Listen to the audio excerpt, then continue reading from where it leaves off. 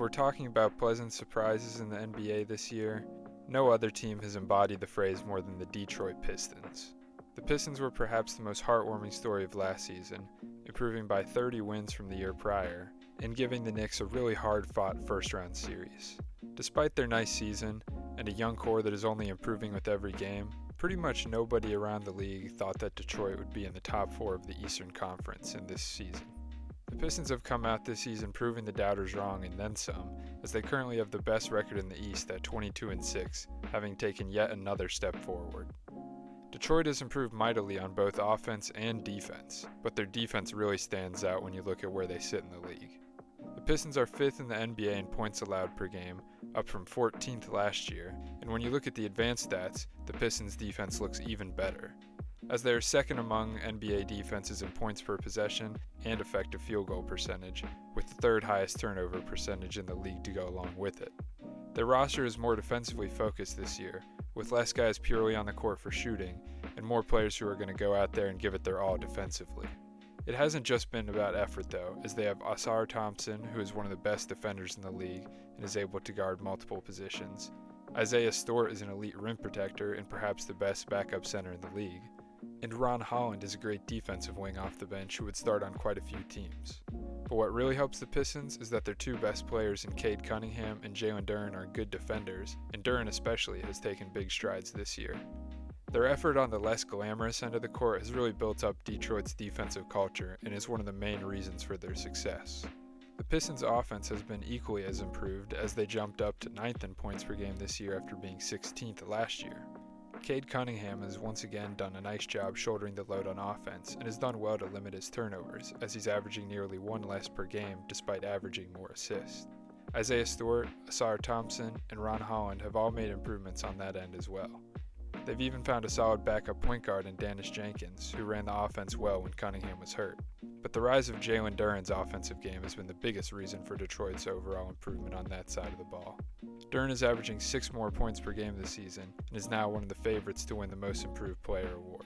Detroit going from middle of the pack in the East last year to the top of the conference this season has been one of the most interesting surprises of the season and has been very fun to watch. The second nice surprise of the NBA season has been the Phoenix Suns. The Suns' over-under for wins in the preseason was just 30.5, but the Suns are already halfway there, just a third of the way into the season, thanks to a complete identity shift from last year. Last season, the Suns were solely focused on scoring the basketball, which led to them being ranked near the bottom of the league in all defensive stats. But this year, the Suns are putting way more effort into defending, which I think is in large part due to Dillon Brooks being a culture changer for the team after being traded to Phoenix in the Kevin Durant trade to Houston in the offseason.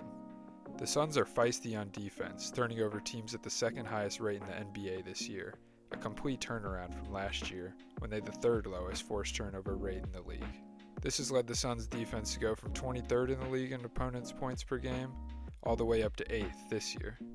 Surprisingly, their offense hasn't taken much of a step back after losing a superstar in Kevin Durant. Dillon Brooks and Grayson Allen have taken more of the offensive duties and have done well in their roles, averaging career highs of 22 and 16 points per game. Mark Williams has remained healthy so far this season, giving the Suns some much-needed good center play after struggling to get it consistently since they traded away DeAndre Ayton in 2023.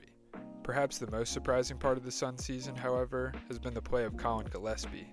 Gillespie has struggled to find minutes in his first 2 years in the NBA, but he has gotten a ton of run to showcase himself this year due to Jalen Green being injured for all but one game. Colin is averaging 13 points and 5 assists per game, shooting a stellar 41% on nearly 7 threes a game, and is taking care of the ball well.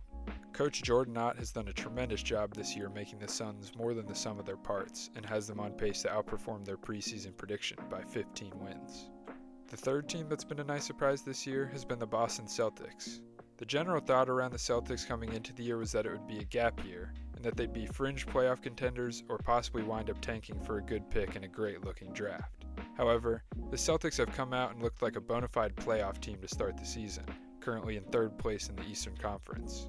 Despite losing Jason Tatum, Drew Holiday, and Kristaps Porzingis, the Celtics offense is actually averaging more points per possession than last year. Maybe more surprising that the defense has remained great with the absence of those players, with Boston's defense being second in the league in points per game allowed. Two players have broken out this year for the Celtics while making this possible, with those being Neemias Queta and Jordan Walsh. Queta has been one of the bigger surprises in the league as he's anchored the Celtics on defense and has been reliable on offense finishing plays, averaging 10 points and 8 rebounds per game. Jordan Walsh has also become a key piece of the team thanks to his elite defense. Walsh is listed at 6'6", but he has a ridiculous 7'3" wingspan, which helps him to guard multiple positions well. He also plays with a lot of hustle too, which makes him a pain to play against. Boston's offense currently sits top 5 in the league in points per possession like the defense. A large part of this is due to Jaylen Brown playing the best basketball of his career, scoring a career-high 29 points per game on a career-high 59% true shooting. Derek White and Peyton Pritchard have done well to supplement Brown's play too, leading to an extremely efficient half-court offense. Jason Tatum has also confirmed that he will be coming back this season after tearing his Achilles in May, which will give the team a massive boost in the later stages of the season. If Boston makes a trade to beef up their center rotation before the deadline, the Celtics could wind up having a good chance at winning the Eastern Conference in a season where no one thought they'd have a chance. The last pleasantly surprising team of the season so far are the Philadelphia 76ers. The Sixers were a complete wild card coming into the season since both Joel Embiid and Paul George were coming off injuries and looked like they might be washed. The Sixers last year were bitten by the injury bug more than just about any other team in the NBA, with Embiid missing 63 games, Paul George missing 41, and Tyrese Maxey missing 30. With a lot of pieces coming back this year, it was a question mark as to whether everyone would actually fit together and how they would look. So far, the Sixers look like they do fit, and they're currently on pace to win nearly 50 games. The biggest story of the Sixers season so far has been the play of Tyrese Maxey, as he's taking yet another leap. Maxey was already an all-star caliber player, but this year he's looked closer to superstar than all-star. Tyrese is now third in the NBA in points per game, averaging 32 points per game, with 7 assists per game to go along with it. He's now become the face of the Sixers and could possibly wind up earning a first-team All-NBA selection if he were to keep up this caliber of play for the season. Joel Embiid and Paul George have come back, and while they haven't looked quite like their former selves, they played fairly well and had their moments leading to Sixer wins. After a breakout season last year, albeit on a bad team, Quentin Grimes has come back and looked great off the bench for Philly, averaging 16 points and 4 assists per game. Rookie VJ Edgecombe burst onto the scene with a historic debut and an electric first couple weeks, and after seemingly hitting a rookie wall, VJ has bounced back and averaged 22 points per game on good shooting splits in his last 5 contests, showing that he has a very bright future with this team. While the season may not be blowing the minds of Philly fans, it's been really nice to see injured and older players like Embiid and George come back and still be effective, with their young pieces Maxey, Edgecombe, and Grimes playing well with them. Don't be surprised if this Sixers team gives a highly ranked team a tough fight in the playoffs.